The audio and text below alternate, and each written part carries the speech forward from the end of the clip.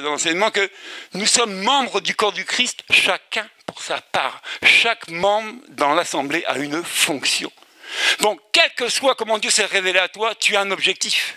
Donc, tu as besoin aussi de l'autre pour atteindre ton objectif. Vous voyez, à chaque fois que Dieu se révèle à une personne, il a besoin des autres. Moïse a eu besoin d'Aaron, non ? Paul, Barnabas, Paul et Silas. Paul ne faisait pas chemin tout seul. Il avait des équipiers, il avait des compagnons dans l'évangile. Vous voyez, quand Dieu se révèle, il ne se révèle pas pour te laisser tout seul à faire ton histoire. Il va pourvoir.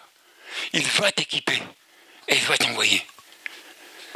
Qui arrêtait Paul ? La prison ne peut pas arrêter ce gars-là. Il sort de prison. Mais c'est Dieu qui l'a choisi. C'est Dieu qui s'est révélé à lui. Regardez le même Paul, Éphésiens 3.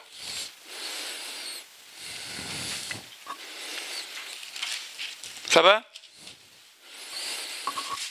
Ah oui, on n'est pas dans la tradition aujourd'hui. Hein.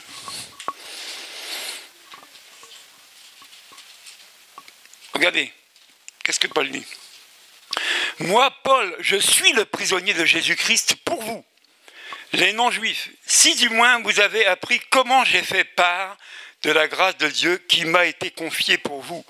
C'est par révélation qu'il m'a fait connaître ce mystère tel que je l'ai déjà décrit en quelques mots. Amen. C'est par révélation que Paul a compris ce mystère-là. Pas par les écoles, pas par le pasteur, par révélation, parce que c'était caché pour lui.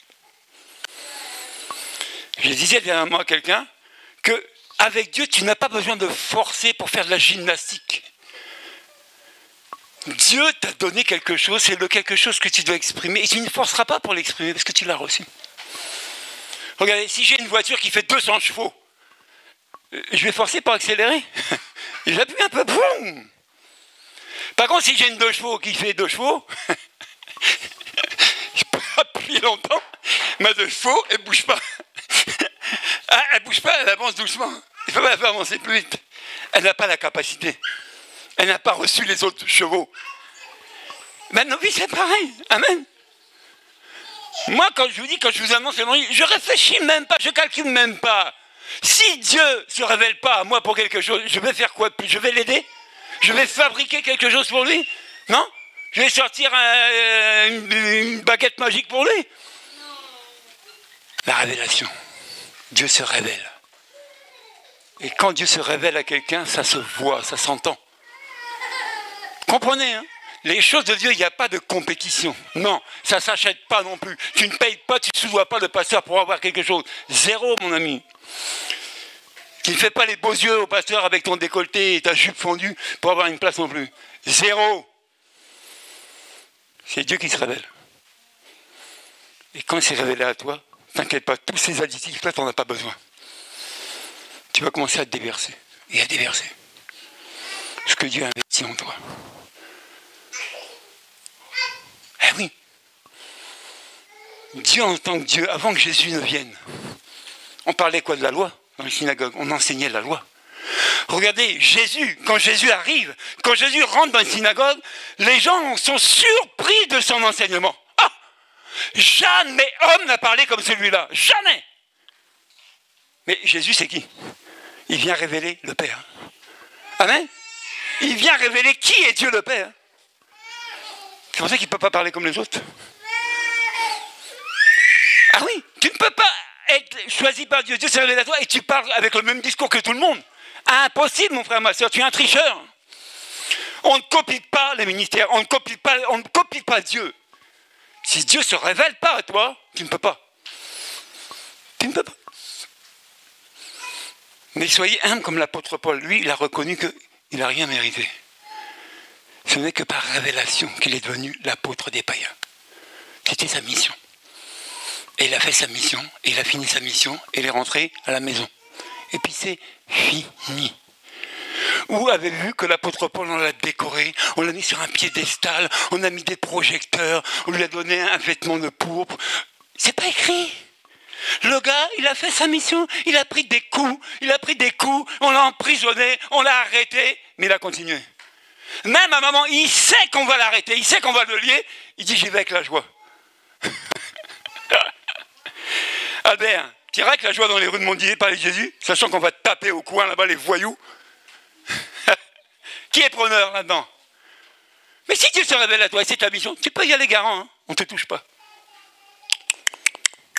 On ne touche pas à ce que Dieu a choisi, comme ça, gratuitement. Tu as l'approbation de Dieu. Parce que Dieu approuve, il t'a approuvé, il t'a donné, il t'a sélectionné pour ça. Donc, tu ne peux pas échouer dans sa mission. Moïse, il a échoué. Est-ce que Moïse a échoué? Le peuple est resté en esclavage? Ou c'est à travers Moïse qu'il est sorti? Vous voyez? Quand Dieu choisit, il ne se trompe pas. Et c'est pourquoi il te révèle à toi, il te le démontre. Mais la gloire, ce n'est pas pour toi. La gloire lui revient. Faites attention aussi, l'orgueil, ça pousse vite. Quelqu'un qui est orgueilleux ne le sait pas. C'est les autres qui le voient. Donc prenez pour habitude, ce que je fais souvent. Je dis, Seigneur, s'il y a une racine, un germe d'orgueil, je l'arrache, j'en veux pas. Non. Dieu m'a appelé, et bien je reste comme il m'a appelé. Je m'en fous du reste. Amen. Donc comprenez que c'est comme ça que ça fonctionne. Bon, qu'est-ce que je peux vous dire encore de plus? Éphésiens 1 encore. Et on va prier. C'est cette prière que l'apôtre Paul faisait, tous ensemble. Ah oui, hein? On est à la bonne école. Hein? Au moins, on va faire des bons soldats. Amen. Au moins, entendre dire, on peut compter sur vous. Hein? Quand ça va bien chauffer dans la rue, on va vous envoyer annoncer Jésus. Eh oui.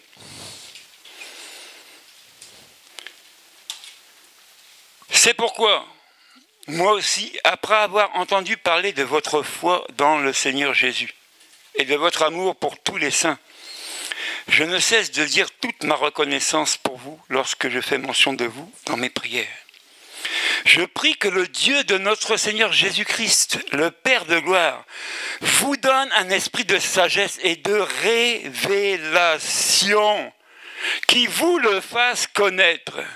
Je prie qu'il illumine les yeux de votre cœur pour que vous sachiez quelle est l'espérance qui s'attache à son appel, quelle est la richesse de son glorieux héritage au milieu des saints et quelle est l'infinie grandeur de sa puissance qui se manifeste avec efficacité par le pouvoir de sa force envers nous qui croyons. Amen. L'apôtre Paul prie que Dieu se révèle davantage dans la vie des croyants. Est-ce qu'on peut se lever ce matin? On va prier ensemble. Mon frère, ma soeur, comme on dit, les dés sont jetés. Si tu veux vivre ça, cette parole d'aujourd'hui, c'est par la foi, déjà une. Et je vais demander à ceux qui ont déjà eu des appels révélés sur leur vie. Ceux où Dieu a déjà parlé que tu seras ceci. Tu seras cela. Approchez-vous, on va prier ensemble ce matin. Vous savez, on disait que beaucoup de choses, beaucoup de produits de miracles se faisaient à travers l'imposition des mains des apôtres. Ceux qui étaient déjà établis étaient choisis aussi pour prier. Tu peux déjà avoir la révélation de Dieu d'une manière ou d'une autre. Tu peux en vouloir plus. Peut-être que tu es dans le starting block, tu sais tout, et puis le starting block est bloqué. Il faut le débloquer pour partir. Comprenez bien, ce n'est pas un jeu aujourd'hui, ce que je vous dis. C'est une chose très très importante. Moi, je ne sais pas ce que Dieu va faire de vous, pour beaucoup, je sais pour certaines personnes. Mais je vous dis une chose, que quand le Saint-Esprit va saisir ta vie, ça va chauffer. Et quand je dis chauffer, c'est un petit mot. Il ne sera plus jamais la même personne. Saul de Tarse, Jésus se révèle à lui, ce n'est plus Saul, il devient l'apôtre Paul. Samuel qui était à côté du prophète tout le temps, Élie. Ah oui.